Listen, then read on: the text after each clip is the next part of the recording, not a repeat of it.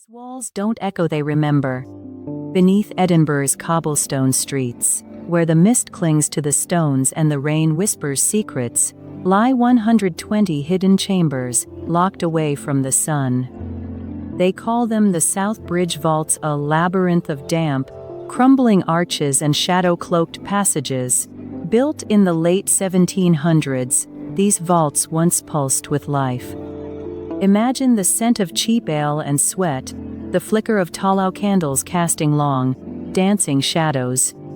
Here, the city's poorest souls sought shelter, cobblers hammering leather, taverns filled with raucous laughter, and in the deepest corners, brothels where hope was a scarce commodity.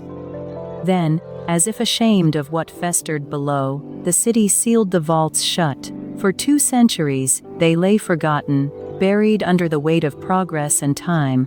Dust settled, wood rotted. Silence took hold, until the tours began, and people once again walked those uneven floors. Almost immediately, the stories started.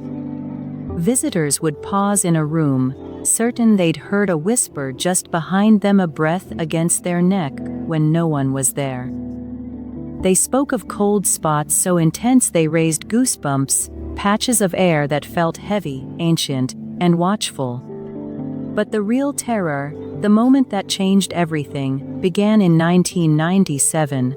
It was near closing, the hour when shadows grow long and imagination bleeds into reality. A tour guide named Sarah was locking up for the night. She found herself alone in the lowest vault, a place where the air felt thick, almost liquid, and the darkness seemed to swallow the beam of her flashlight. Her own breathing was the only sound. Then, cutting through the silence, clear, close, and unmistakable, a child's voice spoke her name, Sarah. Not an echo, not a trick of the wind, a voice that sounded small, lonely, and utterly real. Her blood ran cold. The vaults had been sealed since the 1780s.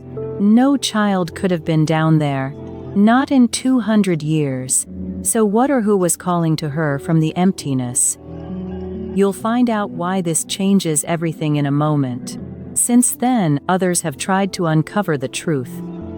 Audio recordings made in the vaults often capture nothing but the hum of silence, the faint scuff of a shoe.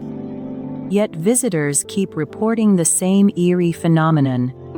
Whispers that seem to curl around them, voices that know them, that speak their names with an intimacy that chills to the bone. In 2001, a team of paranormal investigators decided to stay. For 3 nights, they camped in the coldest, most oppressive chamber, surrounded by monitors, recorders, and motion sensors. They heard nothing out of the ordinary, just the settling of old stone and the distant murmur of the city above. Disappointed, they packed their gear and left. The heavy door was bolted shut behind them. 3 days later, as they reviewed their recordings, one file stood out. It was timestamped after they had gone, after the vault was sealed. On it, a deep, rasping male voice, weary and grim, spoke 2 words with startling clarity: "Get out." No one was inside, no living soul. This isn't random noise. It isn't echo. These are memories trapped in stone, imprinted on the very air. They are conscious. They listen. They learn your name when you speak it. They wait in the dark, patient as centuries, aware of every footstep, every whispered fear.